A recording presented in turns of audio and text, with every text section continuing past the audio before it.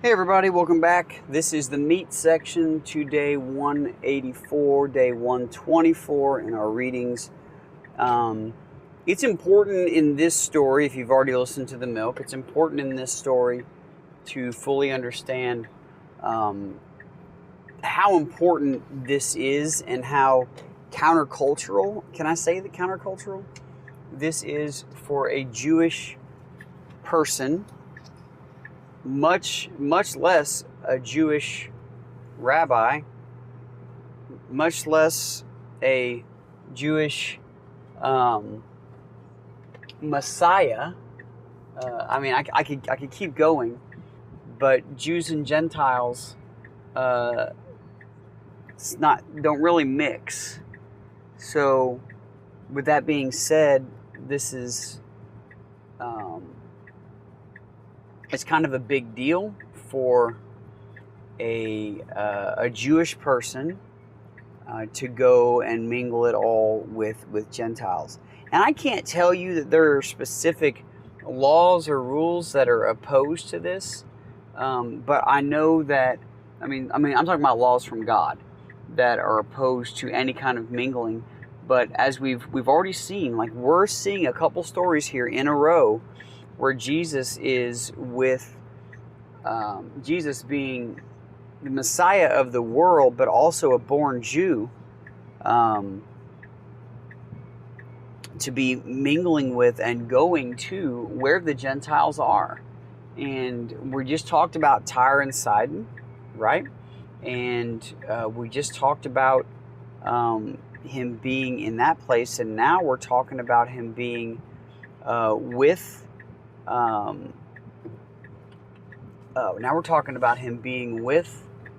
Gentiles in a different place, and in a place that he could be with Jews, but instead kind of bypasses that from the stories that we have. It doesn't mean that, pardon me, that he didn't spend time in those places.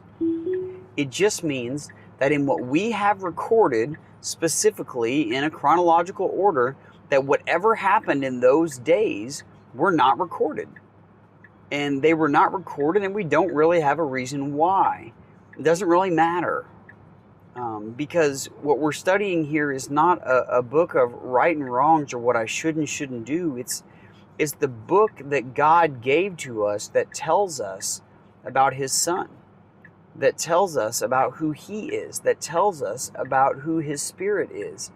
And when putting all of this together, what this gives us is not a bunch of laws and rules to study, but the freedom to know that there aren't a bunch of laws and rules to follow. If you are not lawless, do you need laws?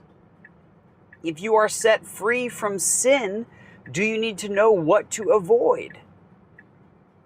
If you're walking in the light as he is in the light, if you no longer live, but it is he that lives in you, did Jesus need a bunch of rules to follow? No.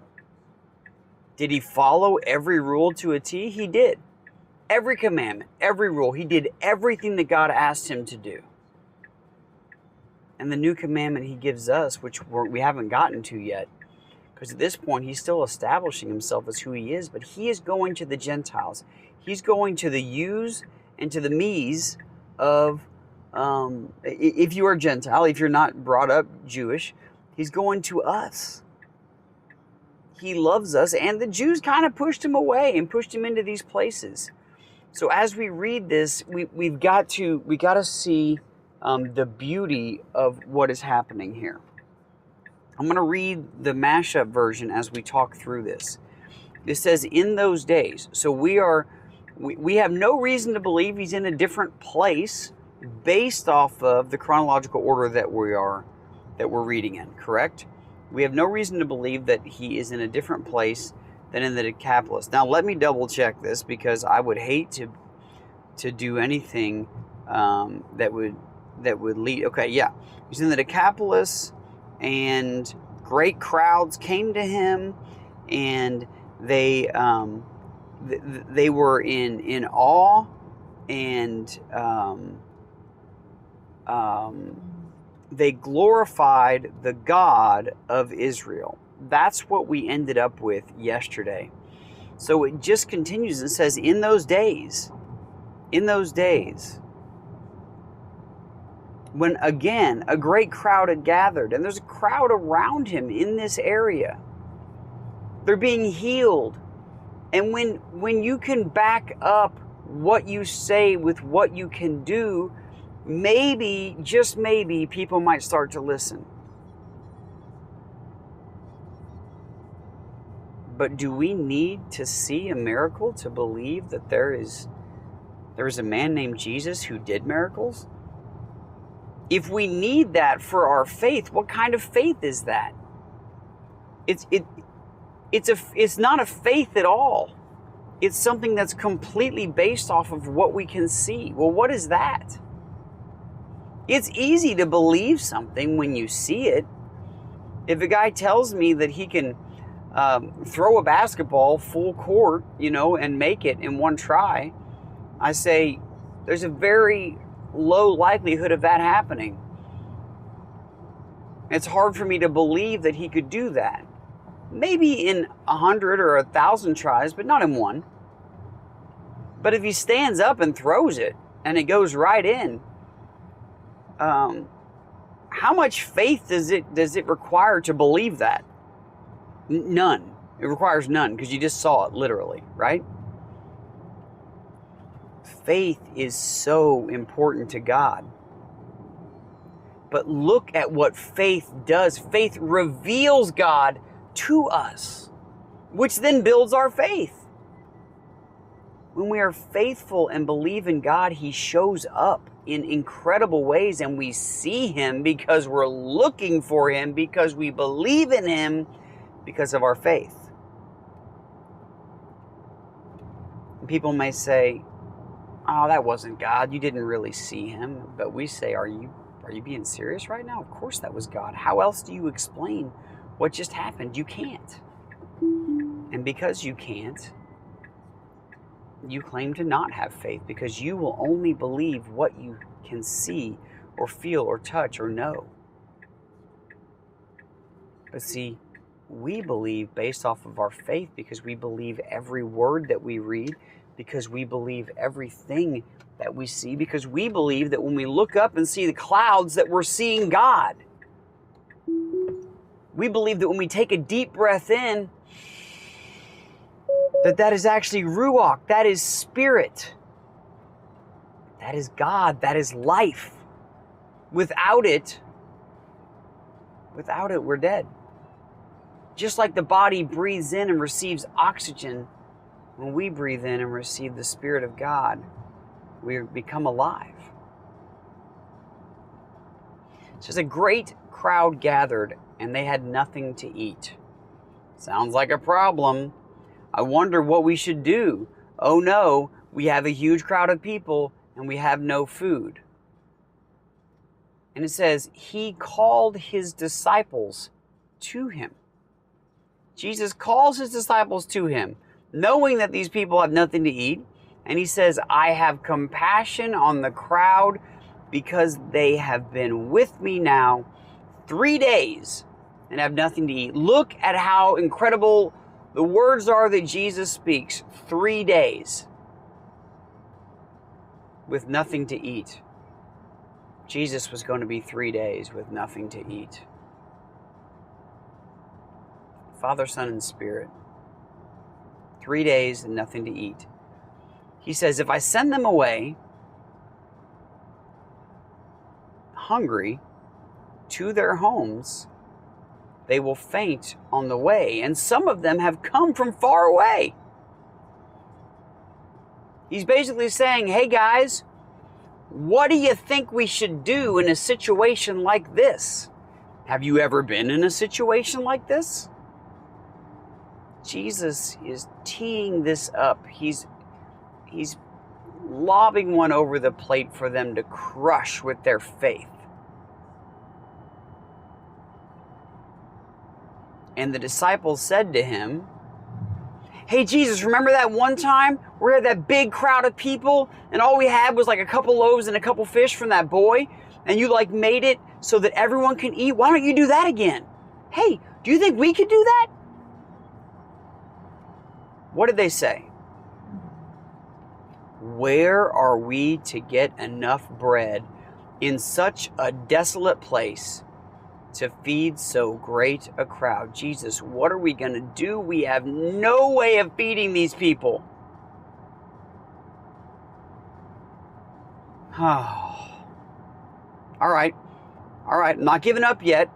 Jesus answers, how many loaves do you have? Do you have anything at all? Right? He knows they have some. How many loaves do you have? Like kind of like inching them on to be like, oh, right, I remember. They said 7. We have 7 loaves and a few small fish. 7, another incredibly important word. A number. It means completeness in Hebrew. 7 days. And God created it all, and it was finished, and it was very good, and He rested. We have the number 3. We have the number 7. We are in a place of the Gentiles. Can you see this coming together? God, the Godhead, the God who created all people, Jews and Gentiles. This is coming to completeness. Jesus is the bread of life, not just for Jews, but for Gentiles also. He is the true bread that gives life and nourishment to all people in a complete and whole and total way, not just the 12 tribes, not just Israel, but the Gentiles too.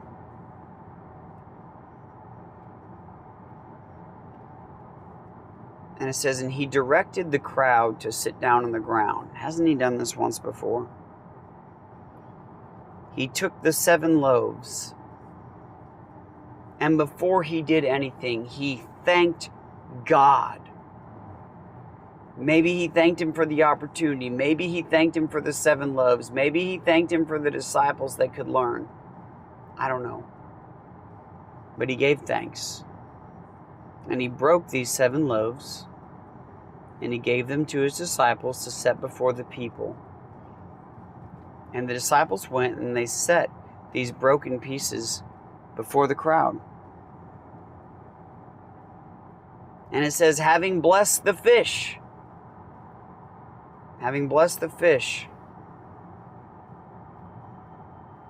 He broke them and gave them to the disciples, and the disciples gave them to the crowds. The fish and the loaves, once again. This time, 7 loaves are mentioned and a few small fish. And last time it was specific, 5 and 2, which equals, you got it, 7. And then it says this, and they all ate. Not the number 8. They all ate. And they all ate and were satisfied. Only Jesus can satisfy. Blessed are those who hunger and thirst for righteousness, for they shall be satisfied. Right? We know these things. We've already heard these things.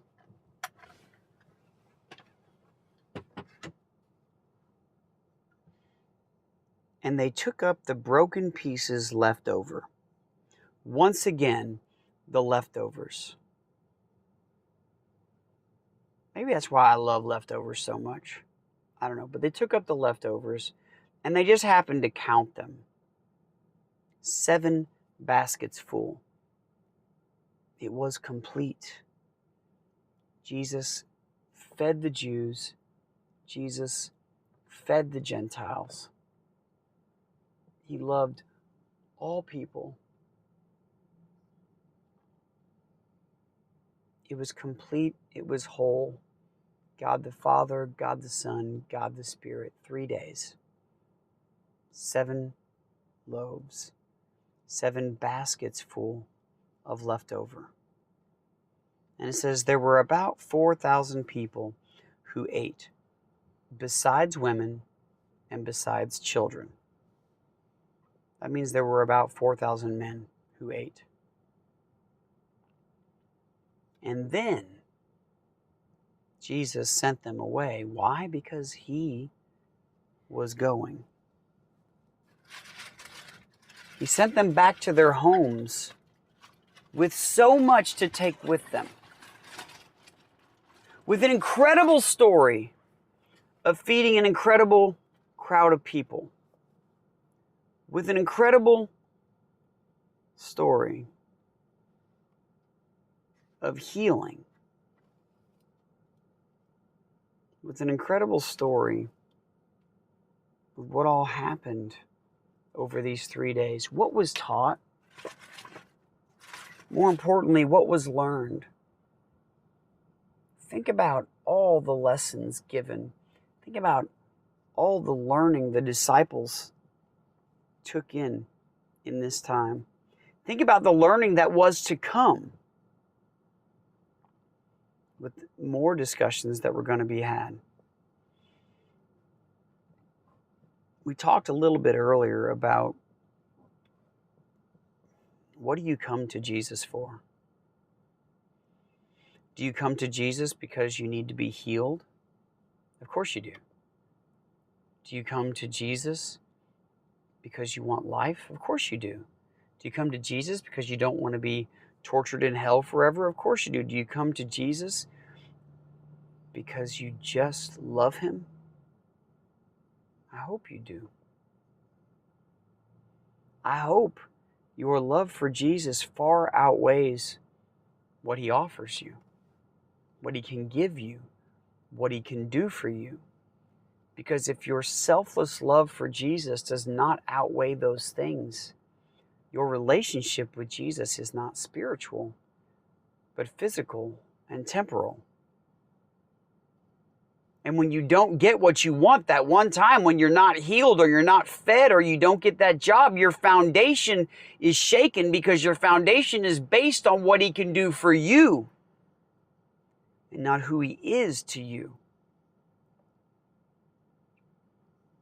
See, to love Jesus because he loved you is based on absolutely nothing that you receive. It's all based on what you have already received. Freedom from your sin. An eternity waiting for you in heaven.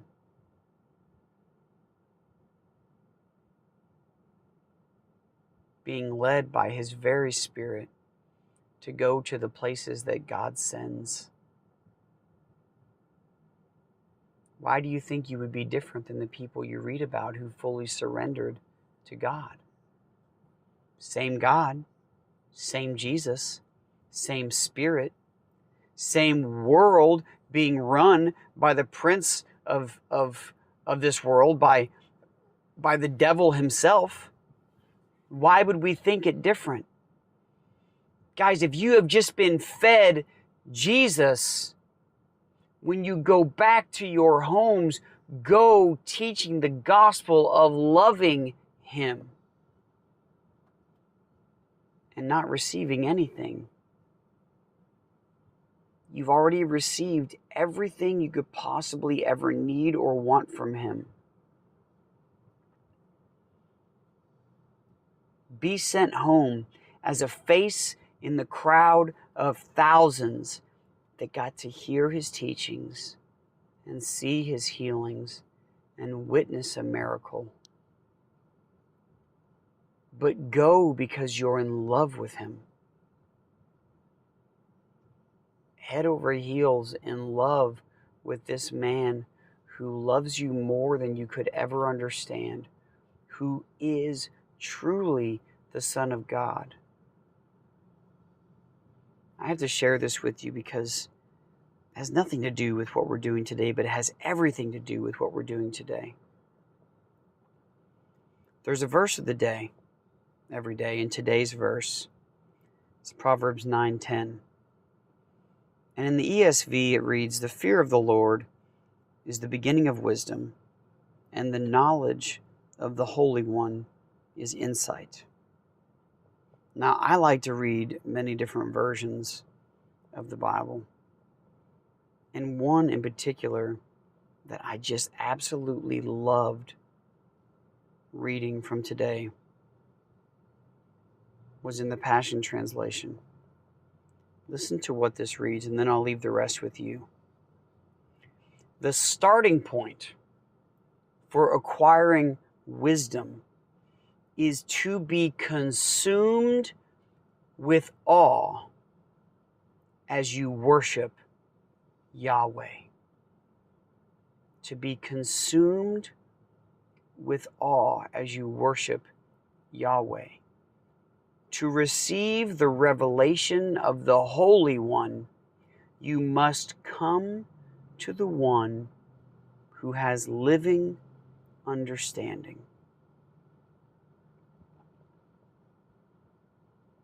What an incredible reading. Be consumed with awe as you worship Yahweh, for He is worthy of your awe-inspired worship. You want to understand the Holy One of God? You must come to Him first. I love you guys. I'll see you tomorrow.